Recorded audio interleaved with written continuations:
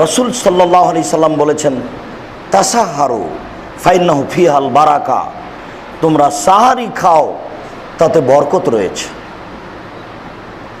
আবু হুরায়রা রাদিয়াল্লাহু তাআলা আনহু বলেন, রাসূল সাল্লাল্লাহু আলাইহি সাল্লাম বলেছেন, আল বারাকাতু ফি সালাসাতিন, বরকত তিনটে জিনিসে রয়েছে। তার একটি হচ্ছে ফিল জামাতে, জামাতে সালাত আদায় করলে বরকত হয়। দুই, অফিস সারিদে, গোস্তের ঝোলে রুটি ভিজিয়ে খেলে তাতে বরকত হয়। তিন, অসাহরে, সাহারি খেলে তাতে বরকত হয়। সেহেরি বলবেন না, সাহারি। সেহের মানে জাদু, আর সাহার মানে সকালের সূর্য ওঠার আগে আজানের সময় খাওয়া, ওই খাওয়ার নাম হলো সাহারি।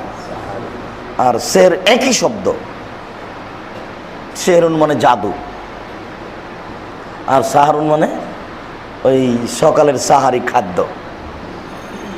রাসূল সাল্লাল্লাহু আলাইহি সাল্লাম বলেছেন, ইন্নাল্লাহা ওয়া মালায়েকাতাহু ইউসাল্লুনা আলাল মুতাসাহিরিন, যারা সাহারি খায় তাদেরকে আল্লাহ ক্ষমা করেন। যারা সাহারি খায় তাদের জন্য ফেরেশতাগণ আল্লাহর নিকটে ক্ষমা চান।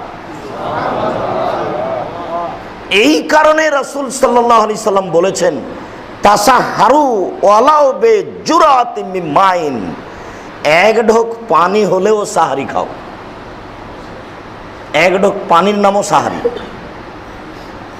তবে সাহারি খাওয়া ফরজ নয়, আল্লাহ রাসূল এটা আপনাকে আগ্রহী করেছেন। বরকত কি আপনি বুঝতে না পারেন আর না পারেন, বরকত আছে। তার মানে এই কথাটা ওই কথাটার মতো যে আল্লাহ বলেছেন, ইয়ামহাকুল্লাহু রিবা ওয়া ইউরবিস সাদাকাত, দান মানুষের টাকাকে বেশি করে আর সুদ মানুষের টাকাকে কমিয়ে দেয়। তো 100 টাকায় যদি আমি 20 টাকা নিই 3 মাস পরে, তাহলে আমার টাকা বাড়লো তো। আর যদি 100 টাকা থেকে 10 টাকা দান করে 90 টাকা বাক্সে রাখি, 1 বছর পরে যদি বের করি তো 90 টাকাই থাকবে। আল্লাহ যা বললেন সেইটার বাস্তবতা কি? আল্লাহ বললেন যে সুদ মানুষের টাকাকে কমিয়ে দেয়, অথচ আমি পেলাম 120। আর দান মানুষের টাকাকে কমিয়ে দেয়, অথচ আমি দেখলাম যে 1 বছর পরে 90 টাকাই আছে। তার বাস্তবতা কি?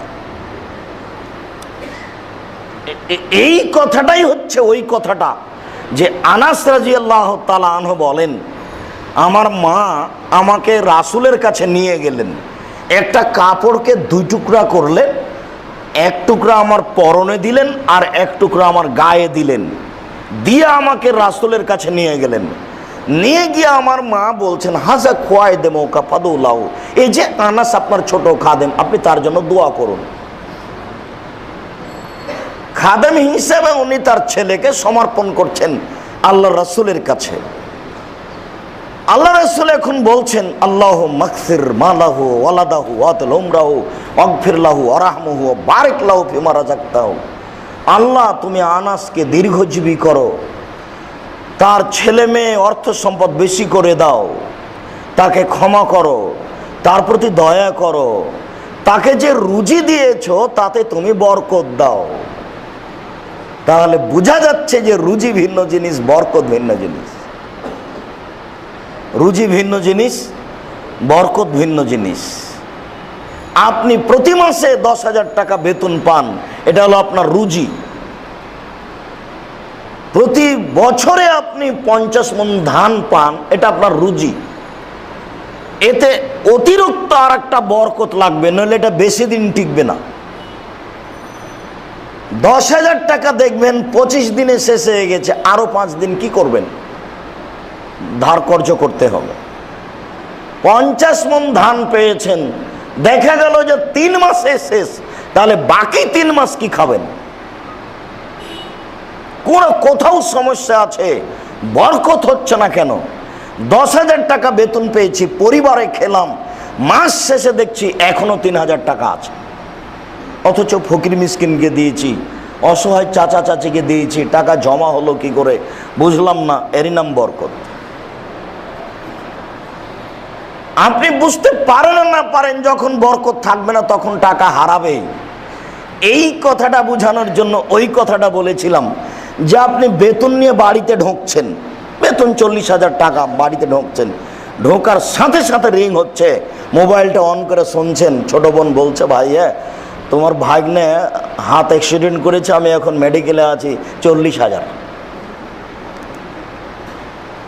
তো এই টাকা তো আপনার 1 মাস যাওয়ার ছিল, তো এখনই তো শেষ হলো। এইটা তো আপনি ভাবেননি 1 ঘন্টা আগে যে টাকা এভাবে খরচ হবে। টাকা আপনার হারাবেই বরকত না থাকলে, সেটা কিভাবে আপনাকে বলা লাগবে না, এটা আল্লাহর বিধান। এই জন্য খুব সতর্ক থাকতে হবে। সতর্কের ব্যাপারে বলেছি যে চাউল পড়ে গেলে তুলে নিতে হবে, বস্তার চাউল শেষ করে খাওয়া হবে না, কিছু থাকতে আবার নিয়ে আসতে হবে, মেপে রান্না করতে হবে, আটাও মেপে নিয়ে রুটি বানাতে হবে। আর যেই পাত্রে চাউল আছে 10-15 দিন খাওয়ার পরে মাপতে হবে না, মাপলেই কয়েকদিন পরে শেষ হয়ে যাবে। বুখারীর হাদিসে এসেছে, আয়েশা রাদিয়াল্লাহু তাআলা আনহা বলেন, আল্লাহর নবী যখন চলে গেলেন সাল্লাল্লাহু আলাইহি সাল্লাম, সোয়া কেজি আটা রেখে গেছিলেন, সোয়া কেজি। রুটি বানায় খায়, রুটি বানায় খায়, রুটি বানায় খায়, অনেক দিন খেলাম। একদিন মনে মনে বললাম একটু মেপে দেখি তো, আর কতদিন চলে। মাপার পরে কয়দিন পরে দেখি নেই। আয়েশা রাদিয়াল্লাহু তাআলার নিজস্ব বিবরণ, আল্লাহর রাসূলের স্ত্রী, হিসাব করেছেন। এই যে রমজান আসছে, 10 কেজির বা 20 কেজির একটা খেজুরের কার্টন নেবেন, কার্টন নিয়ে একদিক কেটে দিবেন, প্রতিদিন সন্ধ্যার আগে বিসমিল্লাহ বলে হাত ঢুকে খেজুর বের করবেন আর খেতে থাকবেন, শেষ হবে না, সহজে শেষ হবে না। আর প্রতিদিন হাফ কেজি 1 কেজি করে কিনেন, আনবেন শেষ, আনবেন শেষ, আনবেন শেষ। আর আপনি একটা কার্টন কিনেন, প্রতিদিন বিকালে আপনার স্ত্রী বিসমিল্লাহ বলে নিতে থাকবে, এটা আর মাপা হবে না মাস শেষ হওয়া পর্যন্ত। মাপলে শেষ হবেই, কাউকে বলা লাগবে না, শেষ হবেই হবে। ঠিক ওইরকমই চাউলের ব্যাপারটা, চাউল পাত্রে আছে মাপবেন না, আর শেষ করে খাবেন না, শেষ করে খেলেই ওর বরকত হারিয়ে যাবে। একটা থাকতে আর একটা নিয়ে এসে যোগ দিবেন, তাতে বরকত ভিন্ন জিনিস, রুচি ভিন্ন জিনিস। সাহারিতে বরকত আছে, সাহারি খেতে হবে, এই কথাই ঠিক।